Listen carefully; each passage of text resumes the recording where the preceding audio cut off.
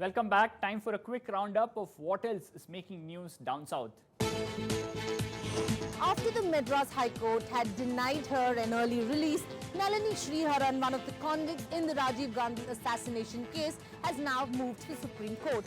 In the petition filed before the Apex Court, Nalini Sriharan in fact has challenged the Madras High Court order and cited the Apex Court's judgment ordering the release of A.G. Perarivalan, another convict in the case. A.G. Perarivalan was set free in May this year.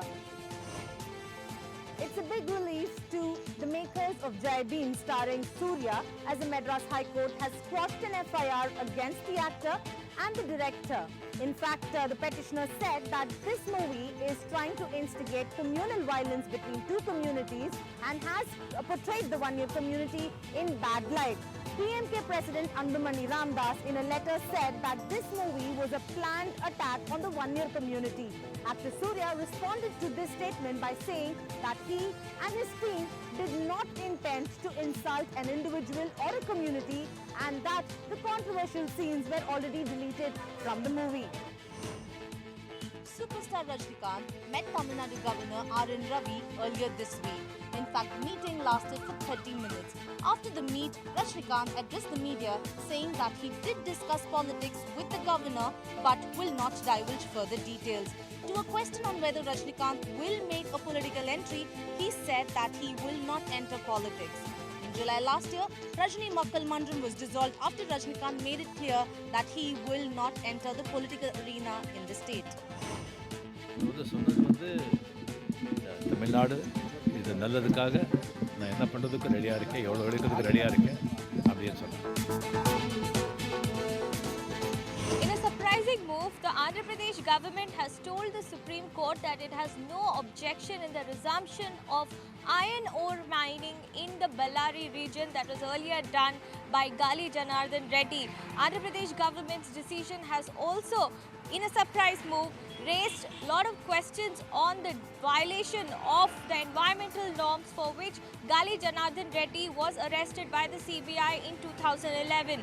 Bellary falls on the border area of Andhra and Karnataka, and it has been communicated to the Supreme Court that the demarcation of the areas, and as long as Gali Janardhan Reddy's company follows the norms, it has no objection to the mining activity.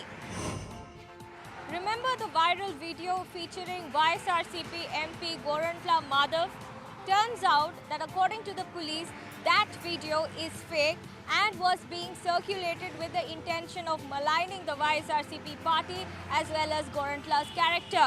However, the TDP has not bought that argument, and TDP says that the police is reading out the script given by the Chief Minister's office to prevent any further character damage or image damage to the party.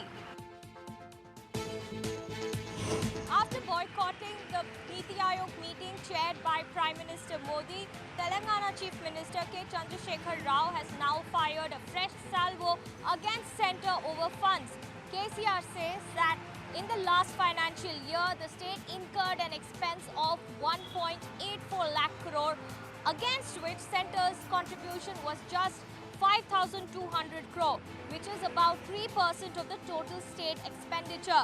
KCR attacked the BJP, while the BJP has countered, saying KCR must produce white paper on the state expense and give an explanation to the people of Telangana as to where is the money going to. Remember, months ago, Telangana Minister K.T. Rama Rao had invited Munawar Farooqui and Kunal Kamra to perform in Hyderabad, and this time around, Munawar Farooqui is all set to perform in Hyderabad. But BJP MLA from Gosha Mahal, Raja Singh, has issued a threat to the organizers saying if they allow the event to happen, then he is going to vandalize the venue. Listen into his bite. Hindu देवी देवताओं को जो व्यक्ति गाली देता है, वो व्यक्ति के कार्यक्रम लगाने के लिए केटीआर विचार करता है। जहां कार्यक्रम होगा उस कार्यक्रम को हम रोकेंगे और मुनव्वर फारूकी को सबक सिखाएंगे। A Malayalam movie poster which said that there might be potholes on your way to theatres, but still come and watch us has created a controversy with a section in social media, mainly left supporters, calling for a boycott. The filmmakers say that pothole is a major plot in the movie, and that's why they have said this, and not targeting any political party or government. Pothole is a major issue in Kerala. The Kerala High Court has also taken notice of the situation.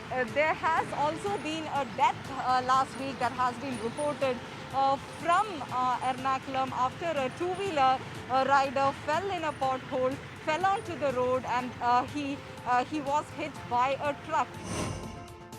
Former Finance Minister Dr. Thomas Isaac has approached the Kerala High Court challenging the ED summons against him. ED has issued summons to him in the investigation they are conducting into the alleged FEMA violation as far as the Kerala Infrastructure Investment Fund Board is concerned.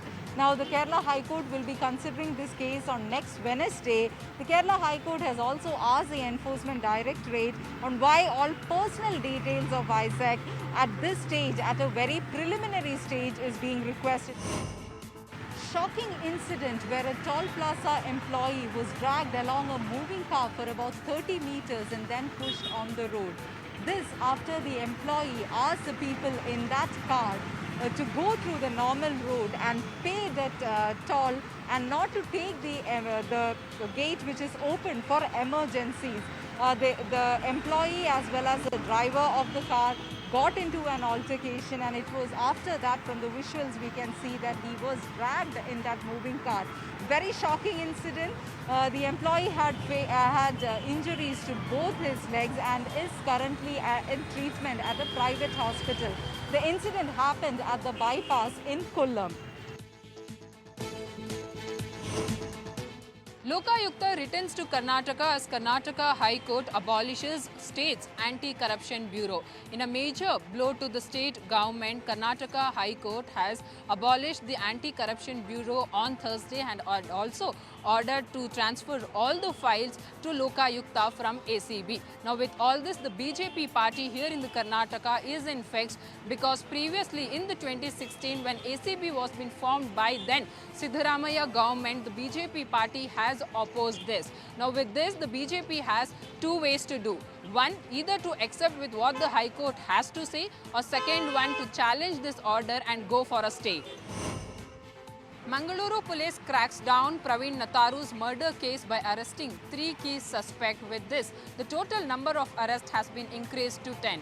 However, ADGP Alok Kumar has said that the police has the solid evidence to show that these suspects have links with PFI and SGPI. With all this, the ADGP Alok Kumar has also said that the motive behind this murder will only be ascertained during the interrogation. Amid the raising issue of whether the Idgah Maidana here in Chamrajpete will be provided for flag hoisting on Independence Day and for Ganesh Chaturthi to Hindu organizations, the Revenue Department has clarified this and have said that an order has been issued directing the Assistant Commissioner of Bengaluru to hoist the flag on Independence Day and has refused to provide the ground to Hindu organizations, including the local MLA Zamir Ahmed, for the flag hoisting on Independence Day. But meanwhile, the Revenue Department has said that the state government will discuss about providing the ground for Ganesha Chaturthi.